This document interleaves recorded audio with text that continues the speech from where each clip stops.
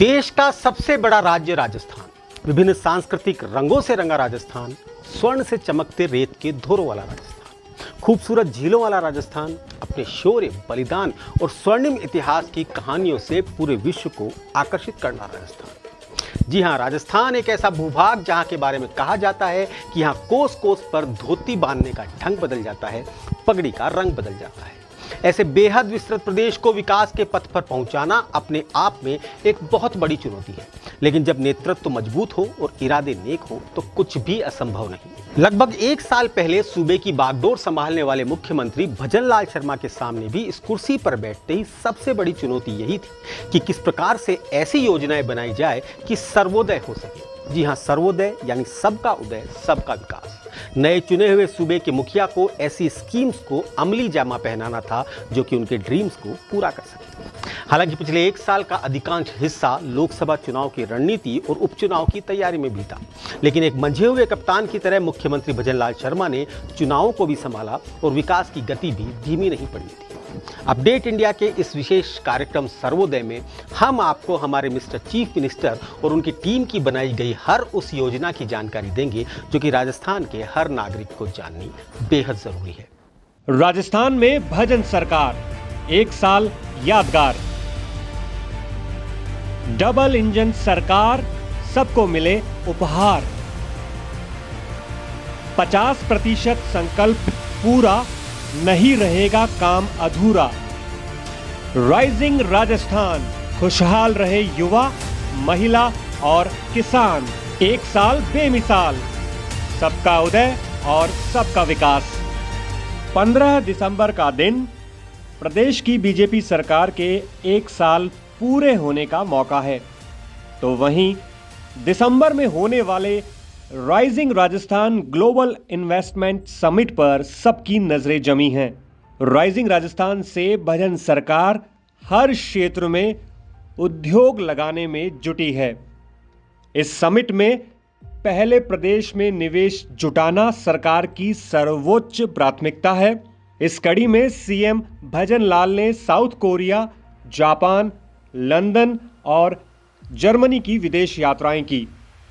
इस दौरान 16 लाख करोड़ रुपए से अधिक के निवेश के लिए MOU किए गए। इसका लक्ष्य राजस्थान को अग्रणीय और विकास के पथ पर अग्रसर करना है। एक साल के बेमिसाल कार्यकाल में भजन सरकार ने कई यादगार फैसले लिए। भाजपा के संकल्प पत्र में जो कहा वो किया। मुख्यमंत्री भजन लाल शर्मा कहते हैं, हमारे संकल्प पत्र का 50% काम 11 महीने में ही पूरा हो चुका है। अब एक साल पूरा होने पर हम जनता को अपने काम का हर हिसाब बताएंगे। तो वहीं सीएम भजन लाल का दावा है कि 10 महीने का कार्यकाल तो ट्रेलर है, फिल्म तो अब शुरू होने वाली है। जर्मनी, यूके, जापान, कोरिया सहित अन्य देशों की सफल यात्राओं से हम बेहद उत्साहित हैं, और वो इसलिए क्योंकि जहां दोनों तरफ से अगर आवश्यकता होती है तो उस कार्य की महत्वता बढ़ जाती है। इसलिए हमारे दोनों के अगर जो आवश्यकता है उस पर काम करेंगे तो उसमें भाव बदल जाता है और हमारा काम उस निर्णय तक पहुंचने वाला होता है। मुझे बेहद खुशी जताते हुए हमने निवेश के क्षेत्र में महत्वपूर्ण उपलब्धियां हासिल की हैं। हम अभी तक इस समिट के लिए 18 लाख करोड़ रुपए से अधिक के MOU हस्ताक्षर कर चुके हैं।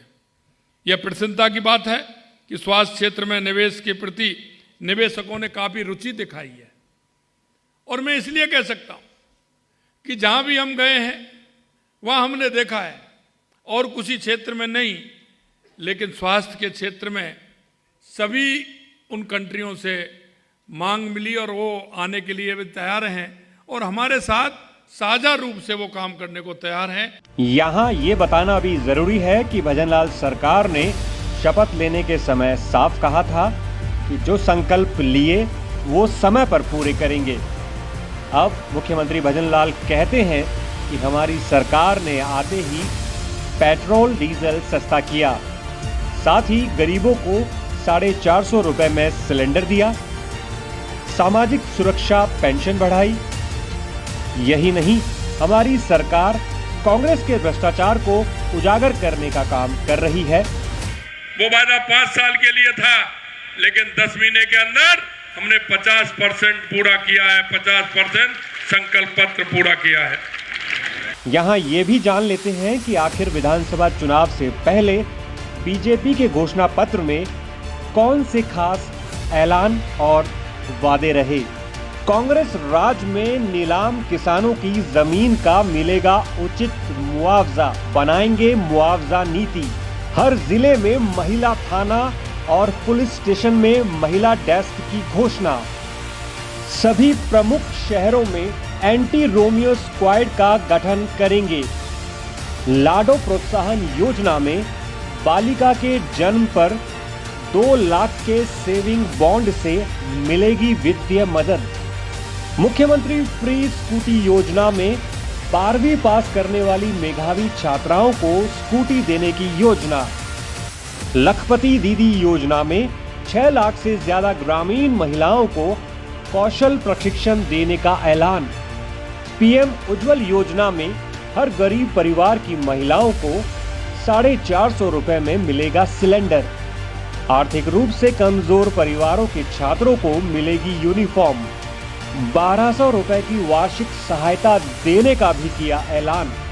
Paper leak, fertiliser, mid day meal, खनन, पीएम आवास, जल जीवन आदि घोटाले की होगी जांच के लिए एसआईटी का गठन करने का किया था ऐलान। पर्यटन को बढ़ावा देने के लिए पर्यटन कौशल कोर्स बनेगा। इसमें 5 लाख युवाओं को मिलेगी ट्रेनिंग और रोजगार।